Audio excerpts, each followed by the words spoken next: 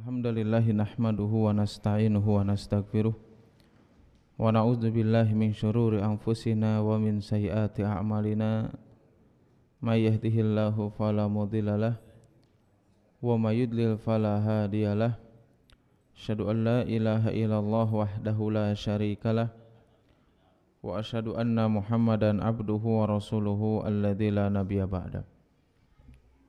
Qala Allah Ta'ala fi kitabihil karim ya ayyuhalladzina amanu taqullaha haqqa tuqatih wa la tamutunna illa wa antum muslimun. Ya ayyuhan nasu taqu rabbakum alladzi khalaqakum min nafsin wahidah wa khalaqa minha zawjaha wa batha minhuma rijalan katsiran wa nisaa'a wattaqullaha alladzi tasaaluna bihi wal arham innallaha kana 'alaikum raqiba. Ya ayyuhalladzina amanu taqullaha wa qulu qawlan sadida yuslih lakum a'malakum wa yaghfir lakum dhunubakum wa may yuti'illaha wa rasulahu faqad faza fawzan 'azima amma ba'du. Alhamdulillah, segala puji hanya milik Allah Subhanahu wa taala. Kita memohon berlindung dan bertobat kepadanya, dan kita bersaksi bahwasanya tidak ada Tuhan yang berhak disembah kecuali Allah Subhanahu wa taala. Salawat dan salam tidak lupa senantiasa kita curahkan kepada Nabi kita Nabi Muhammad sallallahu alaihi wasallam beserta keluarganya, sahabatnya, tabi'in, tabi'ut tabi'in, dan kepada para pengikutnya yang senantiasa istiqomah berpegang teguh di atas sunnahnya Nabi Muhammad sallallahu alaihi wasallam hingga akhir zaman. Alhamdulillah, atas izin Allah Subhanahu wa taala kita akan melanjutkan kembali pembahasan tentang kitab atau yang dibahas adalah kitab Ar-Rahiqul Makhtum, yaitu di pembahasan tentang Ghazwatut Thaif atau pengepungan daerah Thaif yang di pertemuan yang lalu sudah kita singgung sedikit di muqaddimah atau pendahuluan dari apa yang terjadi di peristiwa yang dialami oleh kaum muslimin ketika mengepung daerah Thaif atas perintah Nabi sallallahu alaihi wasallam. Bahkan di pertemuan yang lalu pun sudah kita singgung ya, ada beberapa hal yang dilakukan oleh Nabi sallallahu alaihi wasallam ketika mengejar suku Hawazin yang bergabung dengan kabilah Bani Thaqib, ya, kabilah terbesar di daerah Thaif ya, yang mana mereka bersembunyi di sebuah tembok atau sebuah benteng yang sangat kokoh ya, sehingga Nabi sallallahu alaihi wasallam dan kaum muslimin ketika itu memang memiliki kesulitan ya, dengan tujuan ya mengejar mereka untuk melakukan peperangan sebagai efek jera untuk mereka yang selama ini senantiasa mengganggu dakwah Nabi sallallahu alaihi wasallam, yang selama ini ya mereka senantiasa melakukan makar-makar untuk memerangi kaum muslimin, khususnya adalah Nabi Muhammad sallallahu alaihi wasallam. Maka kemarin kita singgung beberapa upaya yang dilakukan Nabi sallallahu alaihi wasallam ya, supaya mereka itu bisa keluar dari bentengnya yang kokoh tersebut ya. Pertama yaitu adalah dengan menggunakan ketapel ya, kemarin kita bahas ya. Dengan ketapel yang besar tersebut itu saran daripada atau masukan dari Salman Al-Farisi, karena itu salah satu metode perang yang digunakan oleh Persia ketika itu. Itu pun ya kurang berhasil juga ya. Kemudian dicoba lagi dengan metode yang kedua, yaitu Nabi sallallahu alaihi wasallam membuat dabbabah. Dabbabah itu semacam perisai besar dari kayu yang dilapisi kulit ya. Itu juga sama, tidak berhasil juga. Bahkan dabbabahnya pecah ya, banyak di antara kaum muslim yang berlindung di belakangnya itu ya terkena panah, bahkan di antara mereka ada yang gugur sebagai syahid ya, ketika melakukan hal tersebut di antara tahapan yang dilakukan oleh Nabi SAW dan kaum muslimin. Tahapan yang lainnya ya kemarin terakhir yang kita jelaskan, yaitu adalah tahapan dengan rencana membakar kebun anggur. Ya, tujuannya bukan untuk menghilangkan makanan tersebut. Salah satunya tujuan yang paling utama supaya mereka keluar. Meskipun memang di antara mereka mengatakan ya atau menanyakan kepada Nabi SAW ya, dari balik tembok tersebut kenapa engkau wahai Muhammad ya ingin membakar atau menghapuskan ya makanan atau harta kami? Kalau seandainya kalian menginginkan wahai Muhammad, maka ambil saja. Kapan? Kalau seandainya kalian memenangkan pertempuran ini. Tetapi itu pun ya tidak menjadikan keberhasilan. Maka cara lain yang dilakukan Nabi SAW, beberapa tahapan usaha dan yang lainnya ya, yang dilakukan Rasulullah tidak mendapatkan hasil yang baik atau tidak memiliki keberhasilan ya. Kemudian Nabi SAW menggunakan cara yang lain lagi, yaitu adalah bagaimana caranya bisa merusak pertahanan mereka ya, merusak kekompakan mereka. Dengan cara apa? Dengan cara ya mengganggu, bahkan mengajak budak-budak mereka yang bergabung bersama orang-orang kafir ketika itu untuk keluar dari benteng tersebut. Nah, ini agak sedikit berhasil ya, sampai-sampai ya budak yang berada di barisan mereka itu ya kurang lebih ya ada 23 orang, mereka berhasil keluar dari benteng tersebut. Salah satunya siapa? Abu Bakrah. Kenapa dinamakan Abu Bakrah? Karena keluar atau turun dari benteng tersebut menggunakan tali atau tali sebagai ikatan timbaan itu. Nah, itu dinamakan Bakrah, makanya dinamakan Abu Bakrah. Kenapa Nabi SAW ya sebagai salah satu cara untuk merusak pertahanan mereka dengan memanggil para budak ketika itu, salah satu tujuannya untuk menggali informasi ya, untuk menggali informasi apa saja yang mereka persiapkan di dalam, terus supaya tahu ya logistik mereka itu kira-kira bertahan sampai kapan ya ketika kaum muslimin mengepung mereka. Dan ini sebuah cara yang dilakukan oleh Nabi SAW yang dinilai berhasil daripada sebelumnya. Mereka keluar ya, poinnya apa? Untuk menambah kekuatan kaum muslimin, mendapatkan informasi yang lebih banyak lagi dari para budak tersebut. Ya, kemudian ya karena itu pun upaya diketahui oleh orang-orang kafir ketika itu, maka mereka menutup rapat mengusahakan bagaimana tidak ada budak yang lain terpengaruh daripada budak-budak yang lainnya. Kemudian apa yang dilakukan Nabi sallallahu alaihi wasallam ketika itu ya? Maka Nabi pun karena berbagai cara dilakukan ya, hasilnya kurang maksimal, maka ketika itu Nabi sallallahu alaihi wasallam itu konsultasi atau sharing lah ya, bisa dikatakan konsultasi atau sharing. Dengan siapa? Dengan salah satu atau seseorang yang dulu sama-sama memiliki kebencian yang sangat luar biasa terhadap Islam, terhadap Nabi Sallallahu Alaihi Wasallam.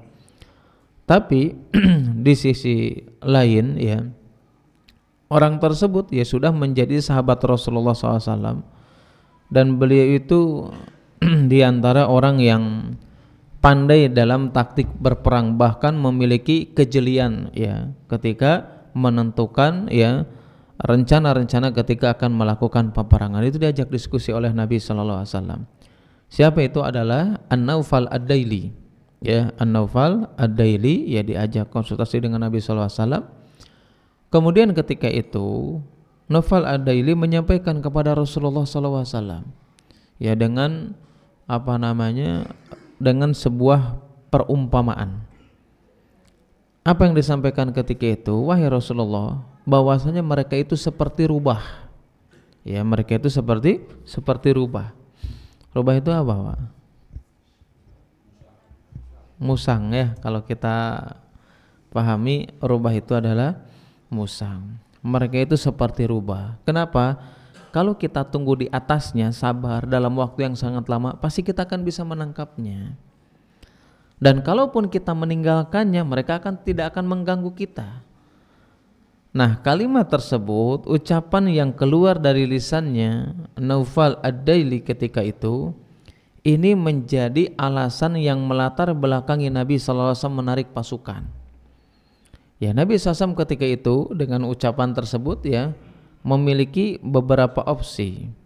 Yang pertama, karena sudah berusaha semaksimal mungkin ya dengan berbagai cara, dengan berbagai taktik ya, itu tidak menghasilkan hasil yang maksimal.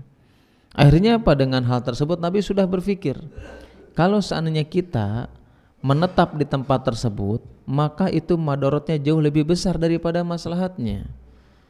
Kenapa Nabi SAW mulai tersebut? Pertama, karena perbekalan kaum muslimin ketika itu sangat terbatas, sedangkan mereka yang berada di di benteng tersebut, ya, Hawazin dan Saqafi ini, mereka memiliki perbekalan makanan yang itu logistiknya itu cukup untuk 1 tahun. Yang kedua, ya, karena memang, ya, yang dikhawatirkan oleh Nabi Shallallahu Alaihi Wasallam, kalau menetap di tempat tersebut semakin banyak, ya, orang-orang yang beriman atau di kalangan para sahabat Nabi Shallallahu Alaihi Wasallam yang mereka gugur, ya, makanya Nabi SAW menarik mundur pasukannya dengan menyampaikan kepada para sahabatnya yang ketika itu mereka memiliki semangat yang tinggi untuk memerangi orang kafir. Ketika itu Nabi dengan mengucapkan kalimat, kita pada hari ini akan meninggalkan tempat ini. Meskipun memang para sahabat nggak setuju semuanya, bahkan lebih dominan mayoritas para sahabat ketika Nabi SAW memerintahkan untuk kembali ditarik mundur, hampir mayoritas mereka nggak mau. Ya, sampai mereka mengatakan, ya, apakah mungkin kita meninggalkan tempat ini tanpa menaklukkan mereka, tanpa mengalahkan mereka? Sedangkan Nabi SAW melihat maslahat yang jauh lebih besar, yaitu apa? Keislaman mereka. Itu yang dinanti-nantikan sebagai modal utama untuk berdakwah. Yang ini yang diharapkan oleh Nabi SAW ketika itu. Meskipun Nabi ingin mengajak para sahabat ketika itu untuk kembali ke Wadi Jironah, yang tempat tersebut adalah sebagai tempat ghanimahnya kaum muslimin ketika itu. Karena mereka banyak yang menolak, ya, maksudnya kurang setuju dengan apa yang disarankan Nabi SAW. Akhirnya apa, ya sudah, Nabi menghargai pendapat mereka. Ya sudah, kalau begitu besok kita perang.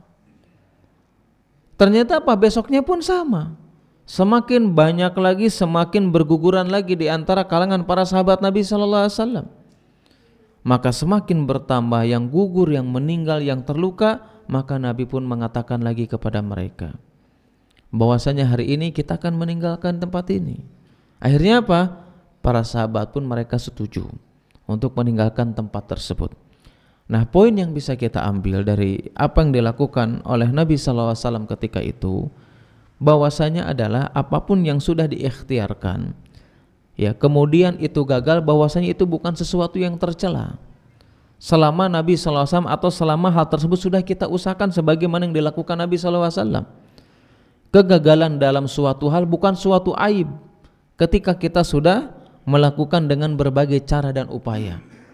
Pelajaran yang kedua, bahwasanya, ya, ketika kita melakukan peperangan, itu bukan hal yang sangat penting kita itu harus menang terus dalam peperangan. Dan itu yang dialami oleh Nabi SAW.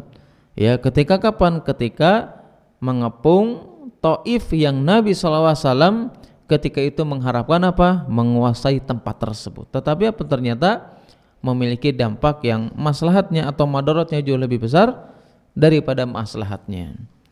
Tetapi apa yang dilakukan Nabi SAW, ya, di antara akhlak yang dimiliki oleh Rasulullah SAW, ya, ketika Nabi SAW meninggalkan tempat tersebut, ya, Nabi itu meninggalkan dengan akhlak yang baik, dengan akhlak yang terpuji. Padahal itu musuhnya, ya, berbeda sama kita. Kalau kita meninggalkan musuh, ya, nggak puas kalau nggak ngomong kasar, ya, nggak puas kalau nggak melakukan perbuatan, ya, yang mungkin bisa dilakukan oleh seorang. Beda dengan Rasulullah SAW. Nabi sudah berbagai usaha dilakukan, ya, banyak pengorbanan dan di dalamnya, ya, banyak di antara para sahabat yang meninggal, tapi itu tidak keluar dari lisan Nabi SAW kecuali mendoakan mereka. Allahumma hdini Saqafiyan, ya Allah, berikanlah petunjuk kepada kabilah Saqafi atau Bani Saqafi ketika itu. Dan ini bukan kepada mereka saja. Nabi SAW sering melakukannya, doa tersebut, kepada musuh-musuhnya. Di peristiwa yang telah lama kita bahas, ya, ketika terjadinya peperangan Uhud, yang kurang lebih 70 dari kalangan sahabat Nabi SAW yang meninggal. Apa yang diucapkan oleh Rasulullah ketika itu? Bahkan Nabi SAW memohon ampunan kepada mereka, ya Allah ampunilah mereka karena mereka tidak mengetahui. Nah inilah akhlak Rasulullah SAW. Ketika ada orang yang menentang dakwahnya, yang menentang ya syariat yang dijelaskan oleh Nabi SAW, maka Nabi tidak mencelanya tetapi mendoakan kepada mereka dengan hidayah dan petunjuk. Begitu juga Nabi SAW ketika berhadapan dengan Qabilah atau Bani Daus ketika itu. Dan Nabi SAW tidak keluar dari lisannya kecuali mendoakan mereka, mendoakan kebaikan supaya diberikan hidayah. Dan ini sebagai akhlak yang baik, akhlak yang sulit ya bagi seseorang memilikinya, yaitu adalah memiliki sifat pemaaf. Sulit ya, karena pemaaf itu atau memberikan sikap atau sifat maaf dan mendoakan itu sulit, maka pahalanya juga gede ya. Makanya Nabi mengatakan man kadimal ghaid ya, barang siapa yang dia bisa menahan amarahnya, wa huwa qadirun, padahal dia itu bisa melampiaskan kemarahannya ya, tetapi dia menahannya, apa yang akan diberikan balasan oleh Allah Subhanahu wa taala ya? Allah itu akan memanggil orang tersebut di hadapan makhluk seluruhnya. Kemudian apa? Hatta yukhayyiruhullah minal khur, maka Allah itu akan memberikan balasan kepada orang yang menahan amarahnya padahal dia mampu melampiaskannya. Dia dipanggil di hadapan para makhluk, menjadi orang yang terkenal di hadapan makhluk-makhluk yang lainnya. Kemudian apa? Diberikan kemudahan oleh Allah Subhanahu wa taala sebagai seseorang yang bisa memilih bidadari-bidadari yang disediakan oleh Allah Subhanahu wa taala di surga kelak. Ya. Nah, kemudian ya, kemarin kita singgung di penjelasan ketika Rasulullah SAW dan para sahabatnya ketika mengepung kota Taif tersebut, ya meskipun di sana ada silang pendapat. Ada yang mengatakan 15 hari, 17 hari, 18 hari, 19 hari, 20 hari. Ya yang jelas lebih daripada 3 hari. Poinnya apa? Kemarin kita jelaskan bahwasanya Nabi ketika mengepung beberapa hari tersebut, Nabi itu senantiasa mengqashar salatnya. Nah kemarin ada pertanyaan di sebagian ibu-ibu, mohon disinggung tentang masalah salat qashar dan jama. Sama apa enggak jama dan qashar? Tidak ya, cuman karena kita itu kadang atau sebagian kaum muslimin kalau berbicara jama itu pasti identik dengan qashar, padahal beda ya, dari alasannya, dari sebabnya juga beda. Kalau qashar jelas karena alasannya safar, kalau jama itu karena alasannya safar juga. Kalau qashar itu alasannya safar. Kalau jama alasannya karena memiliki alasan yang menyulitkan kita untuk sholat di tepat waktu. Hukum asal sholat itu kan harus tepat waktu, ya. Hukum asal sholat harus tepat waktu. Nah, ketika kita tidak bisa melakukannya secara tepat waktu, maka di situ berlaku sebagai hukum jama. Nah, bagaimana alasannya sekarang? Ya. Kalau qashar jelas pertama adalah alasannya safar, itu sudah disepakati para ulama. Meskipun memang para ulama itu berselisih pendapat tentang masalah hukum. Ada yang mengatakan wajib, seperti siapa? Sebagian dari kalangan madhab Hanafi. Mereka berpendapat wajib orang yang safar harus mengqasharnya. Siapa lagi di antara mereka? Adalah Syekhul Islam Ibnu Taimiyah. Mereka berpendapat bahwasanya wajib orang itu harus mengqashar sholat ketika safar. Ada pendapat yang kedua, mereka berpendapat bahwasanya ya qashar itu adalah hukumnya sunnah muakkadah atau sunnah yang sangat ditekankan.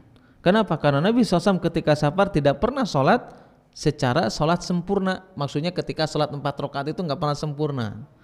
Mesti di mana? Di qashar. Yang ketiga ada pendapatnya mubah. Ya, karena ini hukumnya ini berbeda-beda, ada yang wajib, ada yang sunnah muakkadah, ada juga yang mubah. Tetapi mereka sepakat kalau safar harus di qashar, tapi berbeda dalam masalah hukum. Nah, karena di sana ada sebagian ulama yang berpendapat wajib mengqashar ketika safar, maka ulama-ulama tersebut mereka memiliki pendapat bahwasanya karena qashar itu wajib, maka qashar itu berlaku. Kemarin kita singgung, berlaku bagi siapa? Bagi orang yang safar, baik itu safarnya melakukan ketaatan, baik safarnya melakukan kewajiban, atau sekalipun dia safarnya untuk melakukan kemaksiatan. Ya, maksudnya safarnya itu mengandung kemaksiatan, itu boleh diqashar. Bagi siapa? Bagi pendapat ulama yang mengatakan wajib. Kenapa? Karena perjalanan kan begitu. Ya. Kemudian ya, kemarin juga kita singgung, sebenarnya saya menjelaskan kepada ibu-ibu. Jelas nggak ini, Bu? Ibu-ibu jelas nggak nih? Jelas ya. Nah, kemudian yang kedua, qashar itu harus kita lakukan, atau bagaimana kalau seandainya kita dalam perjalanan bermakmum kepada imam yang mukim, maka jelas di situ tidak boleh qashar. Meskipun kita dalam perjalanan, misalkan kita perjalanan kemarin contohnya kemana, ke Pangandaran ya, goes lah anggap. Misalkan kita pergi pas di apa namanya jalan itu teh Gentong. Pas di Gentong misalkan kita pas kebetulan mau qashar sholat asar misalkan. Ternyata kita bermakmum sama imam yang mukim, maka kita nggak boleh qashar di situ. Harus apa? Harus ikut bersama imam. Kalau imamnya 4 rakaat ya harus 4 rakaat. Nggak boleh kita mengqasharnya, kecuali kalau kita tidak bermakmum kepada imam yang mukim. Ini qashar dulu nih, saya jelaskan sedikit-sedikit. Yang kedua, itu adalah berhubungan dengan jama'. Jama' itu tidak mesti safar dan tidak mesti qashar juga. Kapan jama' ini? Adalah ketika ada kesulitan kita untuk sholat bisa tepat waktu, meskipun kita tidak safar. Ya, ini harus kita garis bawahi. Meskipun kita tidak safar. Contoh, misalkan kita sholat maghrib di sini nih, ternyata pas sholat maghrib ini hujannya gede banget, nggak mungkin kita pulang, nggak mungkin kita balik lagi. Ya, atau misalkan ada sesuatu yang menakutkan, misalkan ada musuh atau apapun itu, kita nggak dalam keadaan safar, kita ada di Nata Endah. Maka ketika kita ada kesulitan di situ, maka boleh dia menjamak sholatnya, tapi tidak mengqasharnya. Bahkan Nabi SAW itu dari riwayat Ibnu Abbas itu dijelaskan kepada kita semuanya, Nabi itu pernah menjamak sholatnya zuhur dengan asar, padahal bukan dalam keadaan perang alias tidak merasakan takut ketika itu, dan beliau juga tidak dalam keadaan safar. Tetapi apa? Karena Nabi SAW mengetahui bahwasanya ini akan menyulitkan kalau seandainya sholat di tepat waktu. Dan sebagai apa? Sebagai contoh dari Nabi SAW untuk apa? Untuk menjelaskan kepada kita tentang ringannya syariat Islam, tentang mudahnya agama Islam. Artinya kalau kita menyulitkan itu, ya sudah, kita bisa dijama tentang itu. Nah, makanya kalau kita tahu tentang penjelasan tersebut, ya kembali lagi, kita itu kalau beribadah jangan menggunakan perasaan, gunakan dalil. Ya, kalau menggunakan perasaan ya jelaslah. Emang kita juga bisa kalau safar ke Jawa gitu, ke Pangandaran, sholat tepat waktu dan nggak diqashar juga bisa kan begitu. Itu menggunakan perasaan. Tetapi hampir kebanyakan dalil yang menjelaskan Nabi SAW ketika safar diqashar, atau bahkan Nabi SAW pernah menjamak karena memiliki kesulitan untuk sholat di tepat waktu. Nah, jamak ini ya, kapan boleh kita melakukannya? Para ulama menjelaskan, jamak itu boleh dilakukan oleh seseorang atau metodenya seperti apa? Kalau misalkan kita menjamak sebelum sholat yang pertama, karena jamak itu ada dua ya, jamak takdim dan takhir. Kalau seandainya ya kita itu safar atau misalkan mau menjamak ya, tadi jamak itu apa? Bisa dilakukan ketika kesulitan untuk melakukan sholat di luar safar dulu ini. Kalau safar kan sudah jelas hukumnya qashar nih. Ya, saya ulangi lagi. Kalau qashar itu alasannya karena safar. Kalau jamak itu alasannya karena kesulitan kita untuk sholat tepat waktu. Itu kan umum, ya. Tadi misalkan hujan, takut, ataupun yang lainnya, atau misalkan sakit. Saya sakit, ini sulit saya kalau untuk bolak-balik ke kamar mandi. Sulit saya untuk bolak-balik ke kamar mandi karena khawatir takut jatuh dan yang lainnya, maka boleh dijama, boleh dijama. Ketika kita merasakan kesulitan. Karena alasannya kesulitan bukan karena safar. Ya, jama itu bukan karena safarnya, tapi karena kesulitan. Nah, contoh misalkan, sekarang saya mau safar ke Saudi Arabia, mau haji saya misalkan. Saya tahu ya, misalkan karena pasti jamaah haji ini penuh nih di pesawat ini. Pertama penuh, yang kedua nanti kita merasakan kesulitan. Ya, apalagi mungkin kalau kita umroh ya. Kan sebagian kita untuk kehati-hatian ya, kadang kita sudah pakai baju ihram di sini.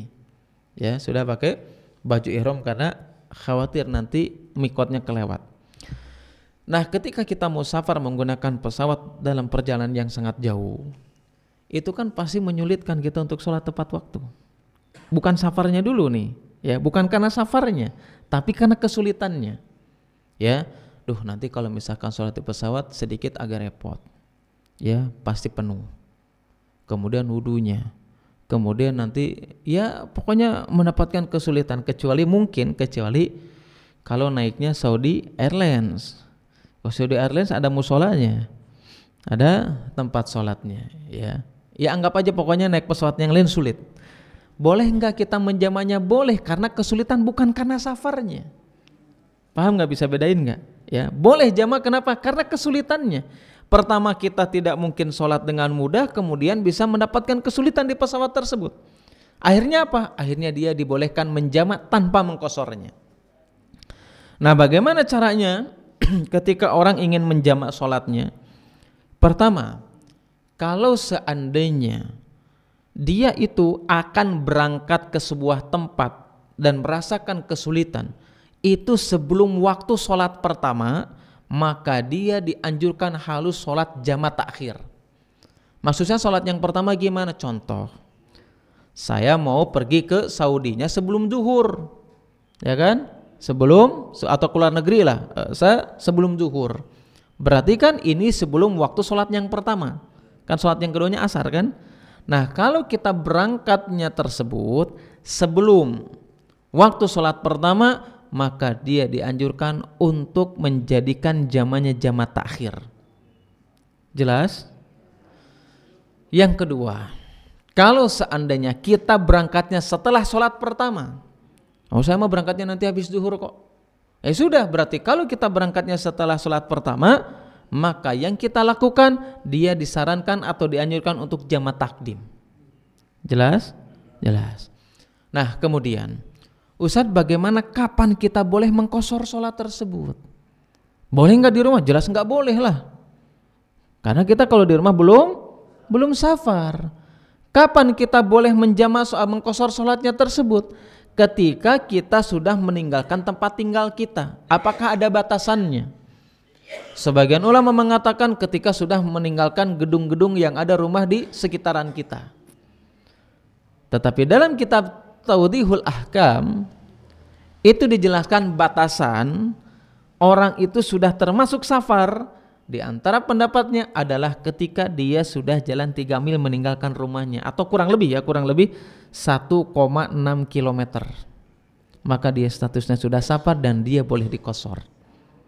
Ya, misalkan di sini ya tadi ya, kita mau safar ke Jakarta lah misalkan gitu ya. Ya, berarti 1,6 km itu di sini kemana Pak? Gerbang tol ada, pas gerbang tol adzan. Ya, pas gerbang tol adzan. Anggap aja misalkan di Padalarang itu kilometer berapa Pak? Yang biasa kalau Prima Jasa checkpoint itu. Itu ya, kurang lebih pas di tol adzan, maka ketika di Padalarang nanti nih di rest area sholat, maka dia sudah jatuh apa? Hukum sebagai musafir dan dia boleh kosor. Jelas? Nah, ini yang harus kita pahami. Nah, Ustaz, bagaimana dengan pendapat apakah ada batasan? Ya, kosor itu kan kepada larang makanya masih dekat. Nah itu perasaan lagi yang digunakan. Ada pirage sampai kepada larang Ustadz jenah. Nah itu ibadah menggunakan perasaan bukan menggunakan dalil. Ya, kalau ada suatu hal hukum dalam syariat, anggap saja bertentangan dengan akal kita, maka yang didahulukan itu dalil bukan hukum akal kita. Nah kalau kita menggunakan dalil, pirage kepada larang ya, kewe gampang, nggak bisa gitu. Karena apa? Nah inilah dalil yang berbicara. Apakah harus ada batasannya? Betul. Sebagian dalam madhab, sebagian ya, dalam madhab Syafi'i, mereka berpendapat hukum seseorang bisa mengqashar sholat ketika 80 atau 80 km minimalnya. Tetapi ini pendapat yang lemah. Dari mana kita tahu pendapat yang lemah? Apakah saya bukan ulama yang menjelaskannya? Dari mana kita tahu pendapat lemah? Dalam sebuah firman Allah, surat An-Nisa ayat 101, di situ kan dijelaskan wa idza darabtum fil ardi, kalau kalian itu melakukan perjalanan, fala junaha alaikum an taksuru. Kalau kalian itu melakukan perjalanan, maka dibolehkan bagi kalian untuk mengqasharnya.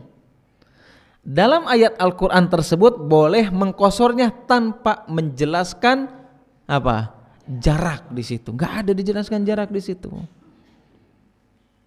Ya, makanya kata Syekhul Islam, kalau seandainya ada sebuah hukum, ya sebuah hukum, ya terutama dalam masalah ibadah kita ini.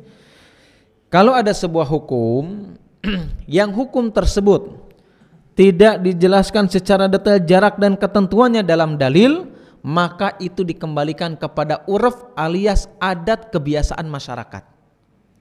Jelas? Nah, ini kaidah nih.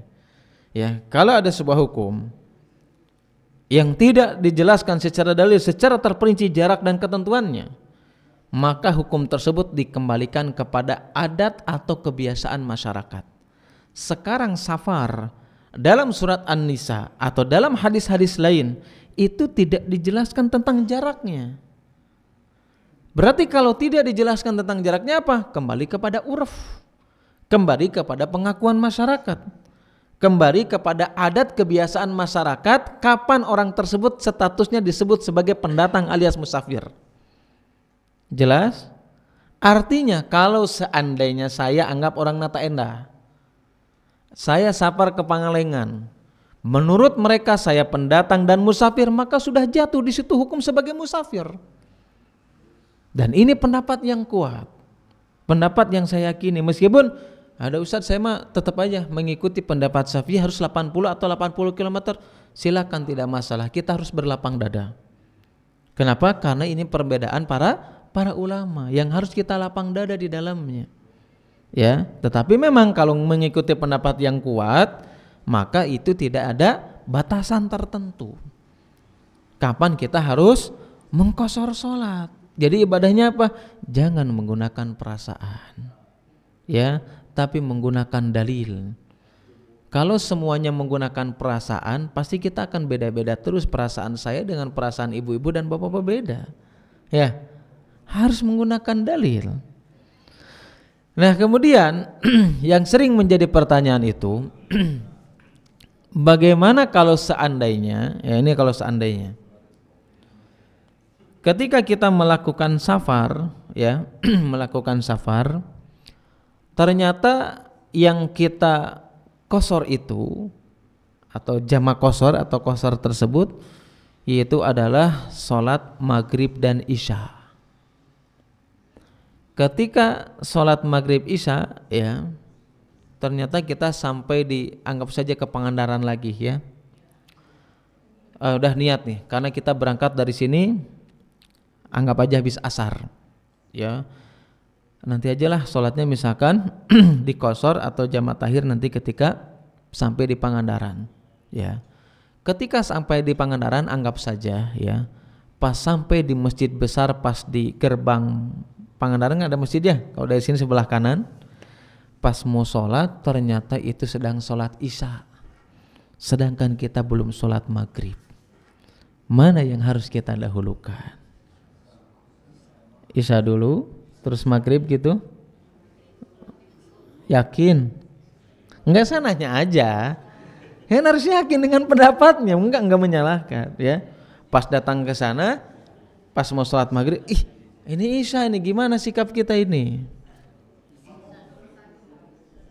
Isya dulu ya, baru maghrib gitu. Kalau ikut imam, coba saya kasih contoh yang lain. Kalau misalkan saya dari sini datang ke Pangandaran, belum sholat duhur, pas datang ke sana, misalkan udah aja kita mau sholat, pas waktu asar mana yang kita dahulukan? Asar dulu, sebelum duhur. Berarti itu madhab Syafi'i namanya.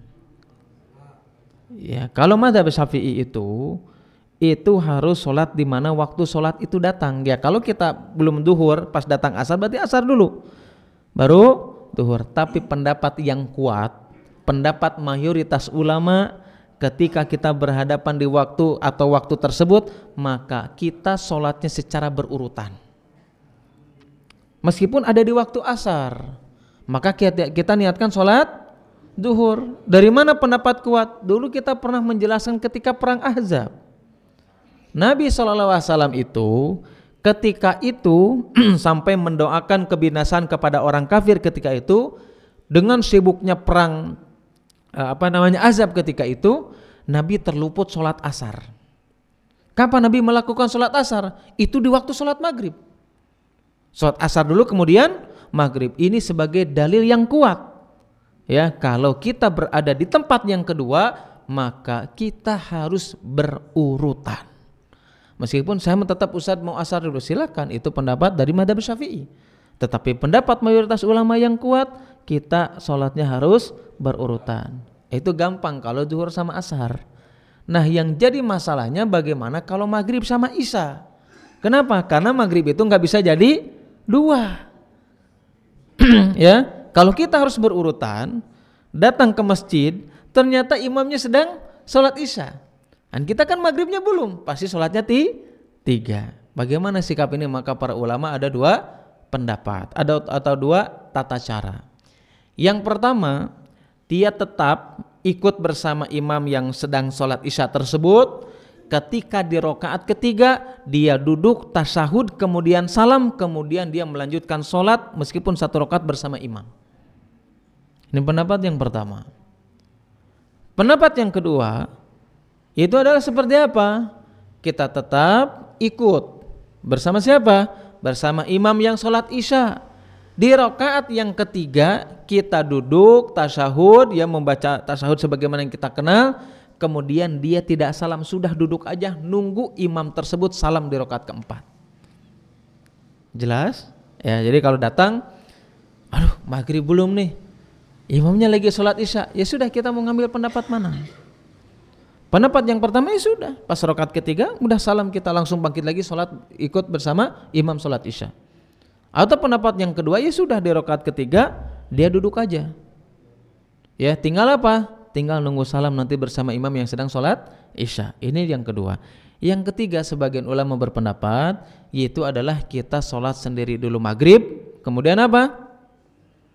Mengikuti sholat isya. Wallahu alam bisawab. Ini kalau nanya ke saya pribadi, ya, ini boleh kita berpendapat mana?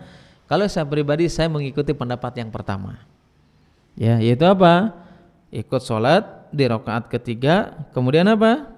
Salam, kemudian bangkit, kemudian mengikuti sholat isya. Nah, ini harus kita ketahui, mau kita safar ataupun tidak.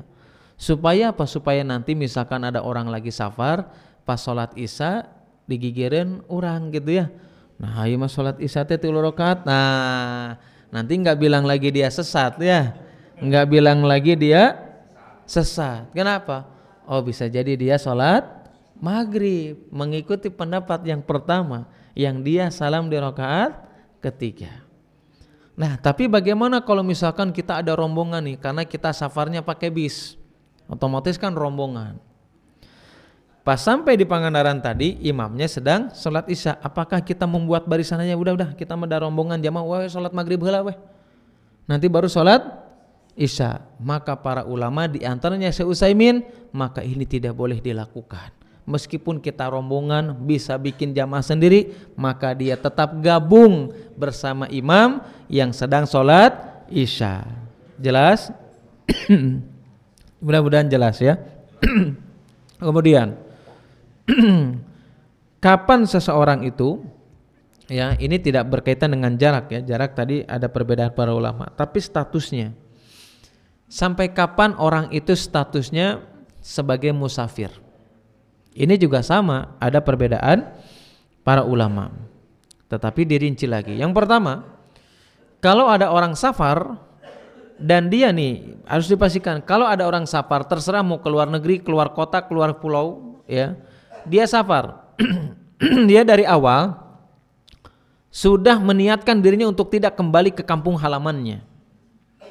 Kalau dia sudah meniatkan tidak kembali ke kampung halamannya, meskipun mungkin sewaktu-waktu ada darurat pulang ke kampung halamannya, kalau dia sudah diniatkan seperti itu, maka dia tidak boleh qashar alias bukan sebagai seorang yang safar.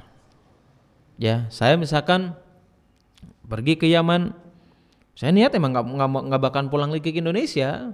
Cuman kalau ya kapan-kapan lah nengok orang tua gitu dan yang lainnya, hanya sampingan saja kalau ada keluangan waktu, maka itu statusnya tidak safar dan saya di Yaman harus sholat sempurna sesuai dengan yang kita kenal.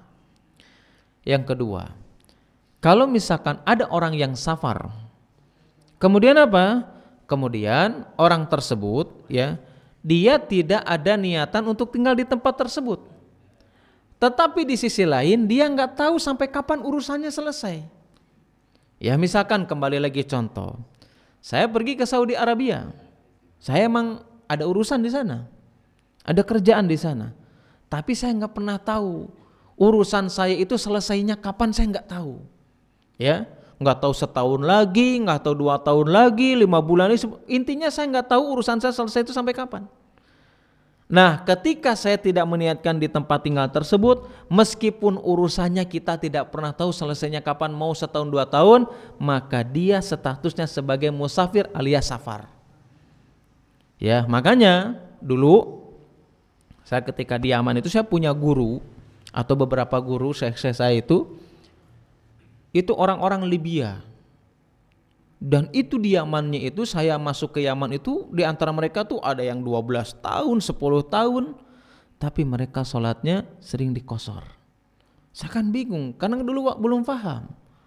Syekh, kenapa antum kan sudah lama di sini, saya bilang. Kenapa sholatnya selalu dikosor?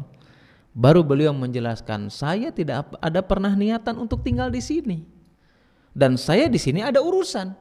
Urusannya apa? Menuntut ilmu dan mengajarkan ilmu. Dan saya enggak tahu sampai kapan saya selesai daripada urusan mengajar ilmu atau menuntut ilmu tersebut. Artinya apa? Ketika kita ke sebuah tempat, ya, dalam keadaan tujuan tidak untuk tinggal di tempat tersebut, kemudian dia memiliki urusan yang tidak tahu sampai kapan selesainya, maka dia statusnya sebagai musafir sampai kapanpun. Yang ketiga, kalau ada orang safar, memang dia tidak diniatkan untuk tinggal di situ, tetapi dia tahu urusannya selesainya kapan. Ya kalau tadi nggak tahu kan, nah, saya pergi lagi ke Saudi, saya nggak ada niatan untuk tinggal di sana, tetapi saya tahu karena saya ada bisnis di sana, ada kerjaan di sana, paling saya setahun juga beres. Nah kalau kita tahu ya urusan kita selesainya kapan, maka dia itu statusnya apa? Statusnya diperselisihkan para ulama. Sebagian ulama dia bukan musafir, tetapi di antara pendapat yang kuat dia tetap statusnya sebagai musafir dan dia boleh mengqashar sholatnya. Jelas sampai di sini? Ada yang masih bingung? Boleh ditanyakan. Ada yang mau nanya dulu?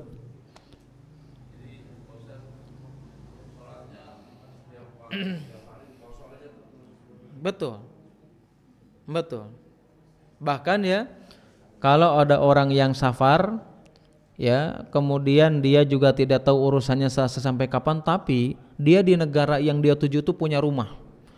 Rumahnya yang rumah permanen, nyaman. Ya kayak rumah kita pribadi aja. Rumahnya permanen, nyaman, kendaraannya nyaman. Sebagian ulama kalau dia safar dalam keadaan lama tapi punya rumah nyaman, maka di statusnya bukan seorang musafir. Tapi sebagian ulama mengatakan mau dia punya rumah nyaman kek, mau punya kendaraan bagus kek, selama dia tidak meniatkan untuk tinggal di tempat tersebut dan urusannya tidak tahu selesainya kapan, maka dia statusnya sebagai musafir dan dia boleh mengqashar sholatnya. Begitu. Wallahu a'lam bishawab. Ya.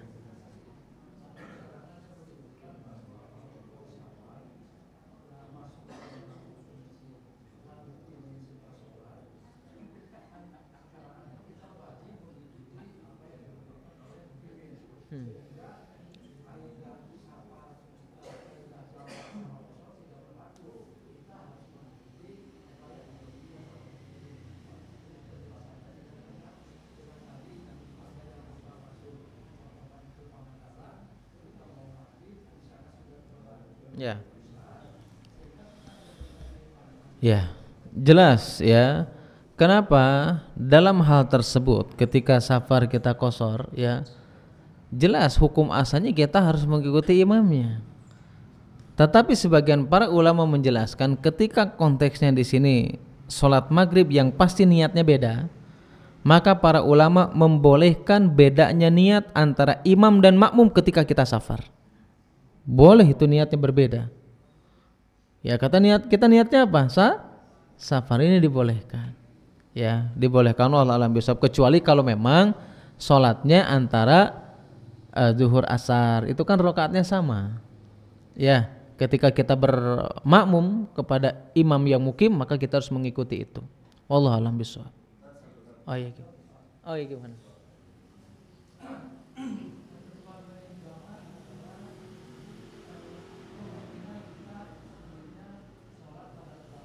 Intinya ada kesulitan, ada sebab.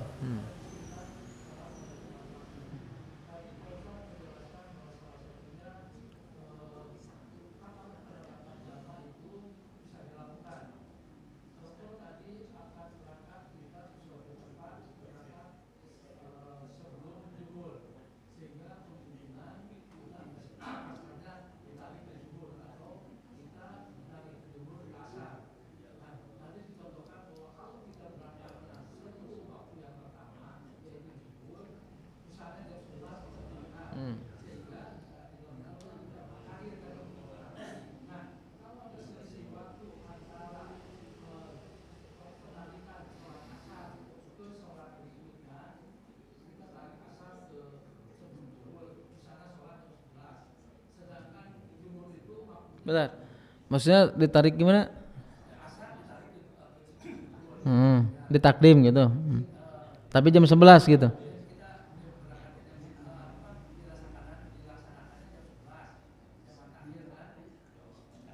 Bentar. Jadi gini. Kapan jamak takhir itu? Jamak takhir itu kalau kita safar sebelum waktu sholat yang pertama. Kalau jamak takdim kita berangkat setelah sholat yang pertama. Nah, ya gimana?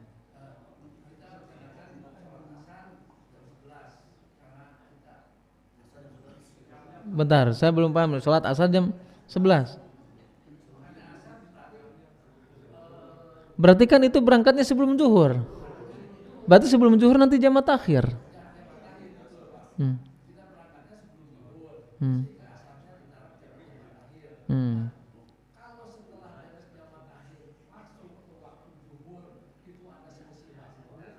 Kalau sudah jamak takhir masuk ke waktu zuhur.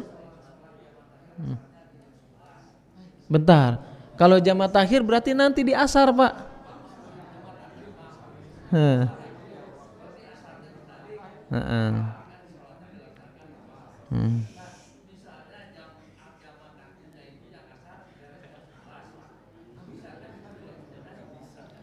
Nah sekarang saya tanya dulu, jamak dia diambilnya sampai jam 11 itu sudah waktu zuhur apa bukan? Nggak bisa jam 11 siang, nggak bisa, harus nunggu waktu zuhur dulu. Nggak bisa, harus nunggu waktu sholat yang pertama dulu. Nggak bisa ya, karena mungkin kalau secara hitungan umum juga jam 11 belum masuk zuhur, nggak bisa, harus masuk waktu zuhur dulu. Wallah alam bisa, jelas ya.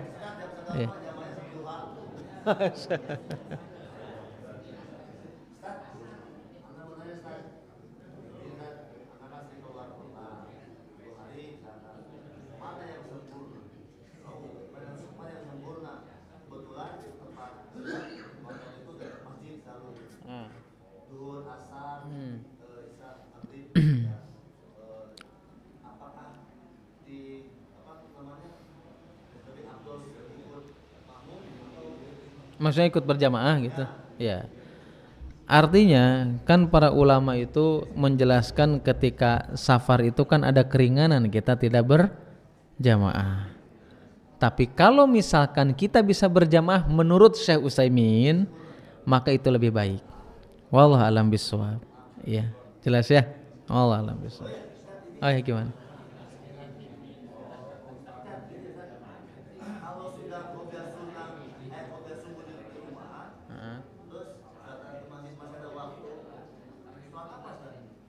Ya bisa sholat tahiyatul masjid, bisa syukrul wudu, nanti bisa kita lakukan. Apa itu? Tahiyatul masjid sebelum adzan.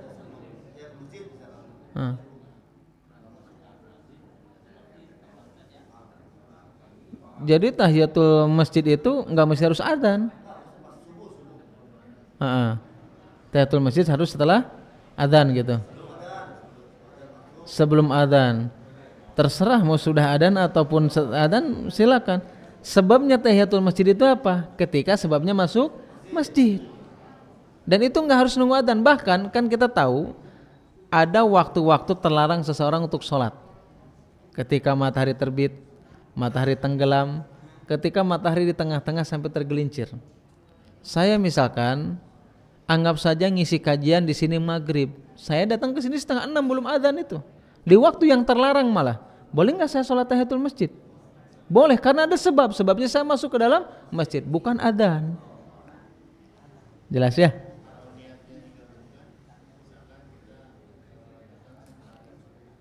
Gabungkan antara tahiyatul masjid dengan qobliyah.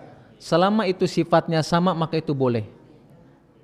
Sifatnya sama-sama sunnah bukan? Sunnah jelas. Qobliyah sunnah, tahiyatul masjid sunnah. Tapi kalau digabungkan antara yang sifatnya beda sunnah dengan wajib, subuh sekalian jeung qobliyah, maka itu tidak boleh. Selama rakaatnya sama, sifatnya sama dan tata cara maka itu boleh dilakukan. Dan ini berlaku dengan hukum yang lainnya. Ya, berlaku bukan hanya sholat aja. Contoh misalkan ketika kita puasa 3 hari dalam 1 bulan. Ya, Ayyamul Bid itu. Ternyata pas salah satu harinya misalkan pertepatan dengan Kamis atau Senin. Boleh, dia mendapatkan 2 pahala. Tapi dia tidak boleh digabungkan dengan hutang dan wajib. Contoh misalkan, ya puasa sunnah sekalian, enggak bisa. Karena yang satu hukumnya sunnah, yang satu wajib. Jelas? Jelas, boleh. Wallahu a'lam bishawab. Oh ya gimana? Bentar. Ya.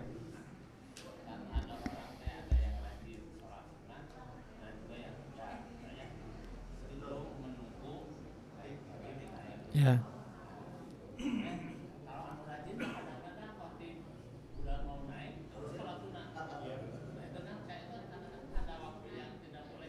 Ya. Artinya gini, ya. Iya. Iya. Iya. Nah, sekarang begini, itu orang yang ketika imam naik dia sholat, dia baru datang atau udah datang sebelumnya? Sebaiknya dia tidak melakukan itu. Kecuali kalau dia baru datang, ya misalkan ya ada udzur syar'i dan yang lainnya, pas datang misalkan adzan atau pas imam sedang ceramah, maka ini dibolehkan karena riwayat Nabi mengatakan seperti itu. Tapi kalau kita sudah ada di situ, sudah setengah jam sebelumnya, bahkan kita sholat intidor, ya, berbanyak sholat dan yang lainnya, sebaiknya itu tidak dilakukan. Ya kecuali memang kita baru datang. Wallahu a'lam bishawab. Iya.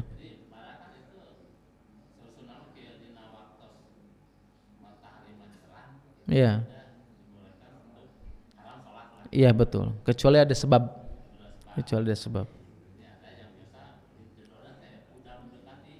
Apalagi dia sudah lama duduk di masjidnya dan dia tidak ada sebab, maka itu nggak boleh.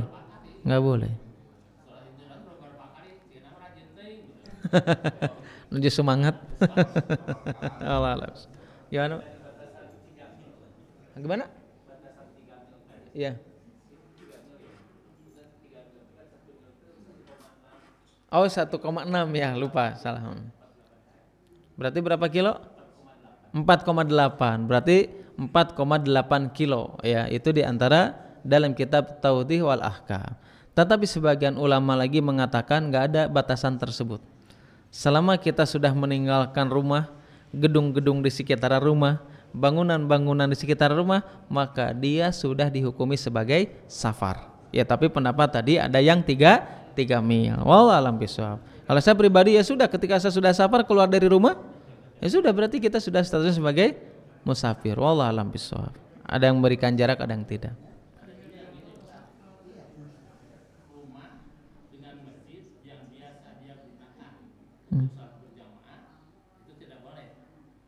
Maksudnya?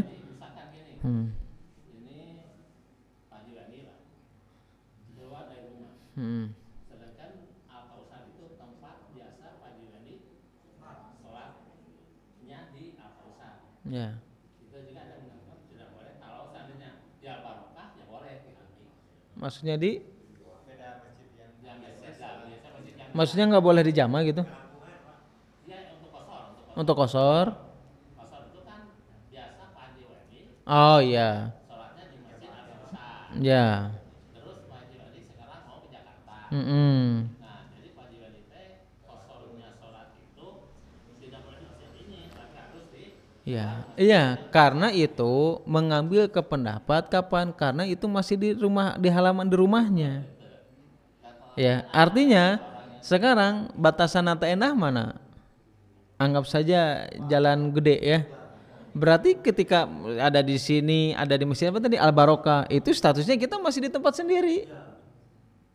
Kalau misalkan anggap nata enah batasannya jalan jalan utama yang besar itu provinsi Kopo, jalan Kopo.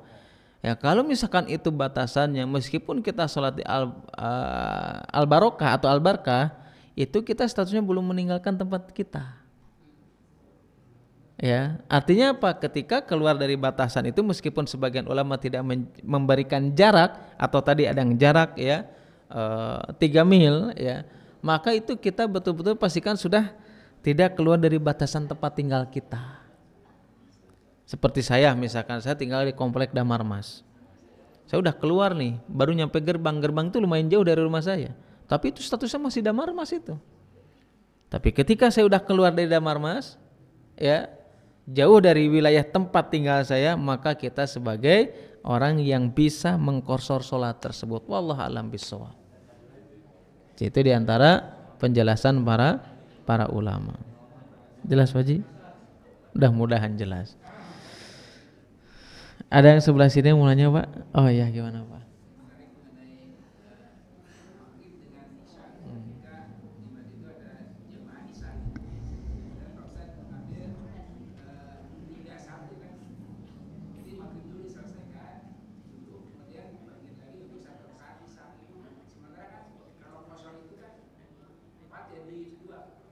Betul. Isanya depat bersama imam itu kan 1 rakaat. Baru kita menyelesaikan 1 rakaat lagi. Oh, 1 rakaat jelas. Ya jelas.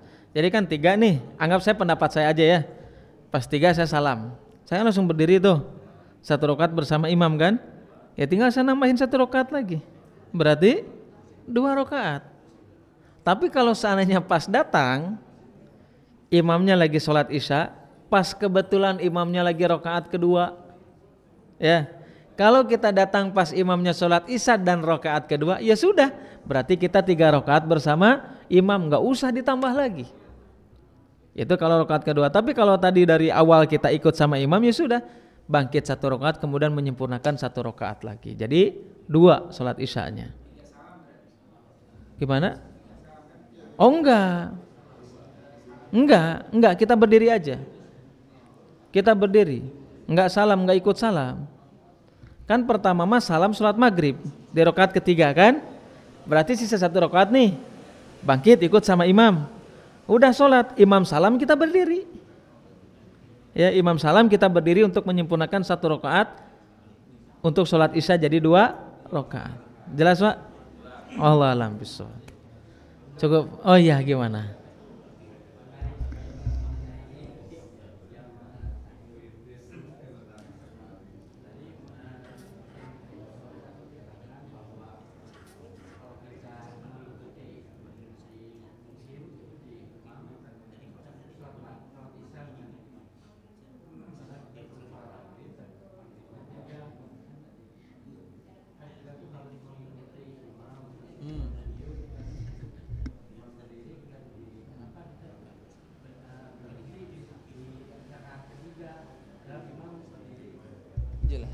tadi sama dengan ditanyakan Pak Haji ya.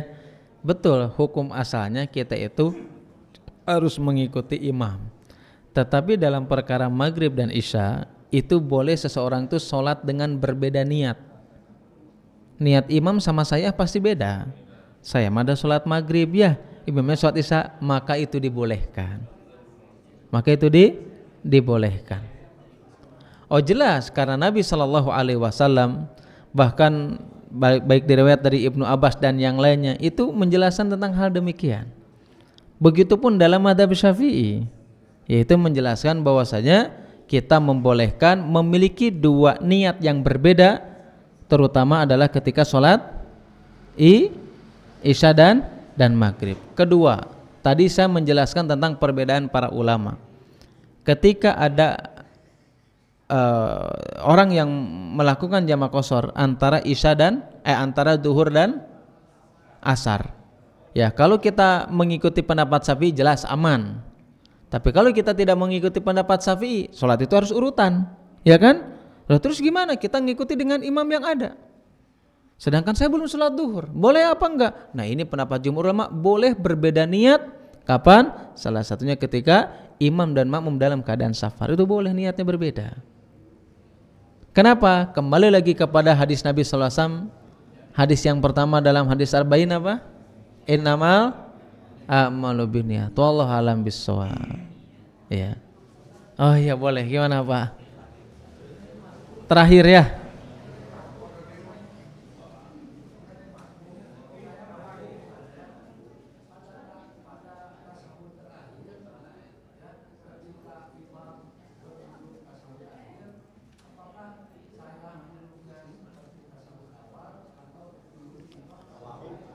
Ini perbedaan para ulama, Pak. Kalau saya mengikuti pendapat ketika saya masbuk dan itu di imamnya di rakaat terakhir, saya duduk iftirosh, tetapi membaca doanya doa tahiyatul akhir. Ini saya mengikuti pendapat itu. Itu perbedaan para ulama.